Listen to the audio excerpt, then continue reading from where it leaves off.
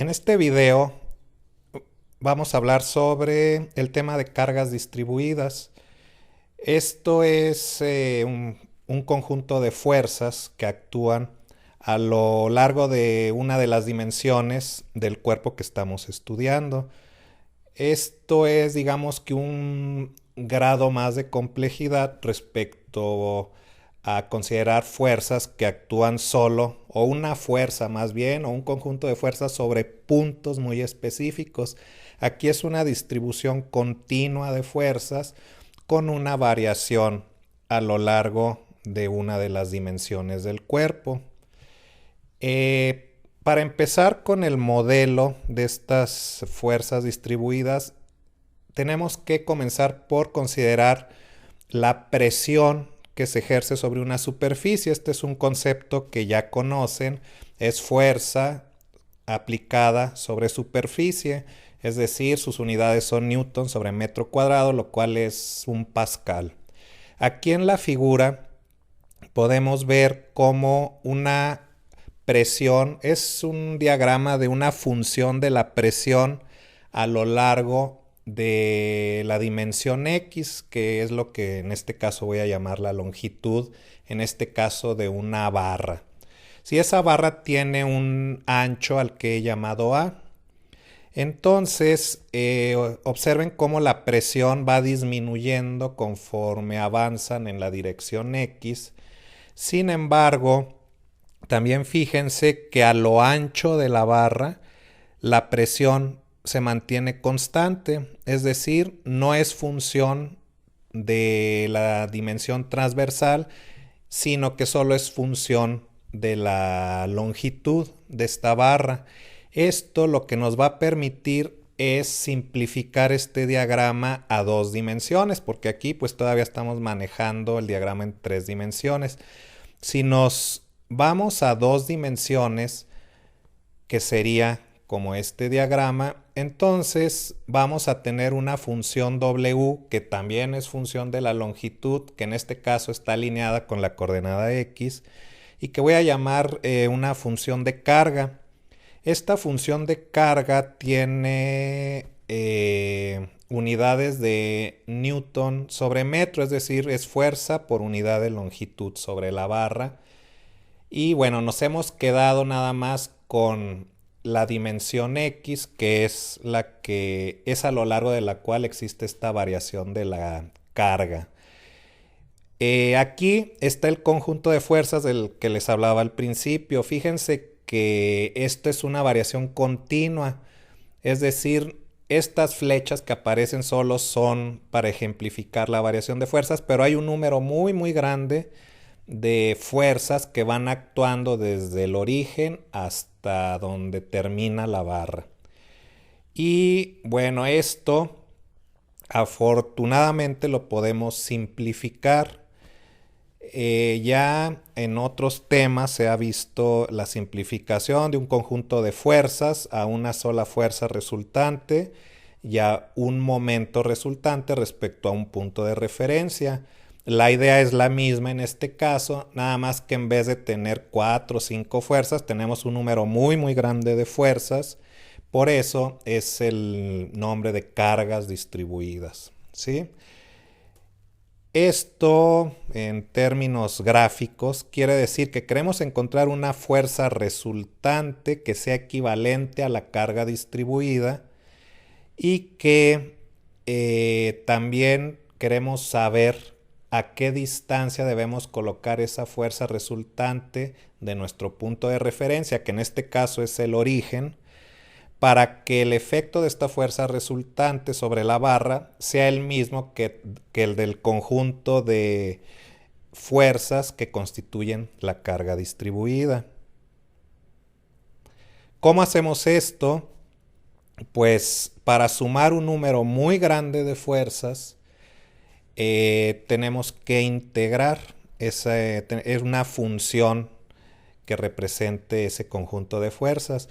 En este caso, esa función pues es la función de carga a la que multiplicamos por un diferencial X para tener un diferencial de fuerza, que en este caso fíjense que le estoy llamando dA, es decir, esto es un diferencial de área. ¿Por qué un diferencial de área? Fíjense en el diagrama. En la parte de abajo hay un diferencial X. Esa es la base de un rectángulo que va a servir como nuestro elemento diferencial. La altura de ese rectángulo es el valor de la función de carga en ese punto, en esa región.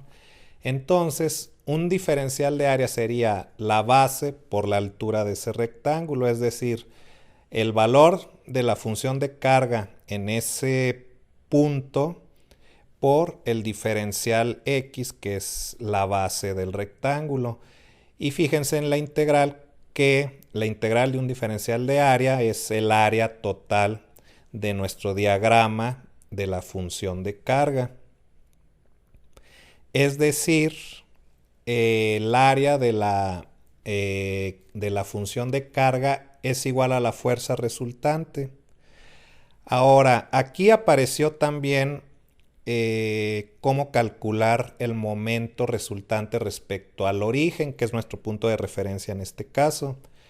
Y esto es igual pues a la suma de los momentos de cada fuerza respecto al origen. Y bueno, el momento de la fuerza resultante es una X mayúscula, que sería el brazo de palanca por la fuerza resultante. Y esto pues debe ser igual a una integral que es la que va a representar el momento de cada una de las fuerzas que constituyen la distribución de carga. Ahora, el momento de cada diferencial de fuerza pues va a ser simplemente X por WX diferencial X, es decir, cada X es el brazo de palanca de cada una de las fuerzas que van constituyendo esa carga distribuida. Entonces, pues solo tenemos que despejar X, que es el brazo de palanca para la fuerza resultante, y pues tenemos ya en la parte de abajo esta ecuación que nos va a permitir calcular ese brazo de palanca. Fíjense, ahí en el extremo derecho puse la palabra centroide.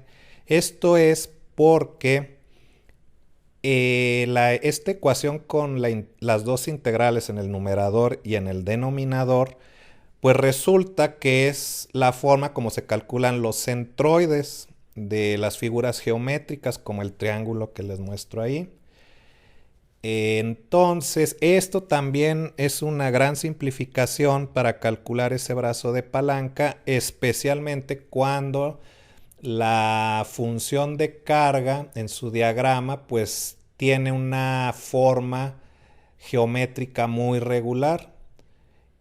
Para esto vamos a ver un ejemplo sencillo como este. Fíjense cómo la función de carga en el diagrama de W contra X forma un rectángulo de altura igual a 3 newtons sobre metro. Recuerden que en este caso la coordenada vertical representa fuerza por unidad de longitud, porque esto es una función de carga.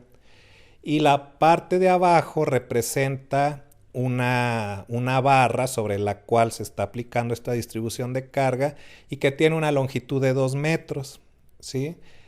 Entonces, bueno, aquí quisiéramos simplificar esta distribución de cargas a una sola fuerza resultante, y también queremos saber dónde aplicar esa fuerza resultante respecto al origen, que en este caso está en la pared donde va empotrada la barra.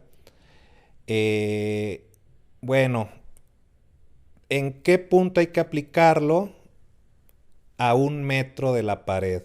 ¿Por qué a 1 metro de la pared? Porque en un rectángulo, recuerden, su centroide está justo a la mitad. Entonces ya ni siquiera tenemos que hacer integrales ni nada de eso. Simplemente sabemos que el centroide de un rectángulo está a la mitad de su base. En este caso es 1 metro. La fuerza resultante también es bastante sencilla calcularla en este caso. Fíjense que es el área del rectángulo, es decir, la base de 2 metros por la altura de 3 newtons sobre metro, es decir, 6 newton. Y aquí podemos ver cómo se vería esa fuerza resultante y dónde la aplicaríamos para que tenga el mismo efecto que la distribución de carga inicial que teníamos sobre esa barra.